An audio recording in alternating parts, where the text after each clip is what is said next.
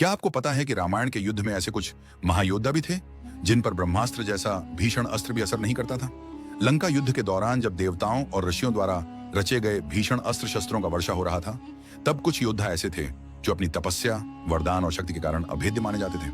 सबसे पहले नाम आता है मेघनाद, इंद्रजीत का। वह रावण का सबसे बड़ा पुत्र था और उसने घोर तप करके स्वयं ब्रह्मा जी से वर पाया था कि युद्ध में जब तक वह गुप्त रूप से यज्ञ करेगा तब तक उसे कोई देवता या दानव हरा नहीं सकेगा।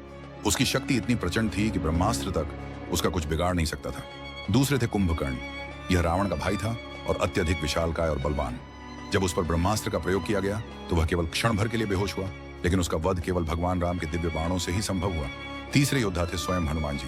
जब रावण ने उन पर ब्रह्मास्त्र का प्रयोग किया तो मर्यादा स्वरूप हनुमान जी ने अपने आप को बंधन में स्वीकार किया, अन्यथा उस अस्त्र का उन पर कोई प्रभाव नहीं पड़ा। इसके अतिरिक्त अंगद, बाली का पुत्र, और जाम्बवान भी ऐसे महाबली थे जिन पर ब्रह्मास्त्र अधिक देर तक प्रभाव नहीं दिखा सकता था, क्योंकि वे दोनों वरदानों और तप के कारण दैवीय शक्ति से युक्त थे। इन कथाओं से यह स्पष्ट होता है कि रामायण केवल धनुष बाण का युद्ध नहीं था, बल्कि तप, वरदान और दिव्य शक्तियों का भी अद्भुत संग्राम था। तो कमेंट में लिखिए जय श्री राम और इस वीडियो को सबके साथ शेयर करना मत भूलिए।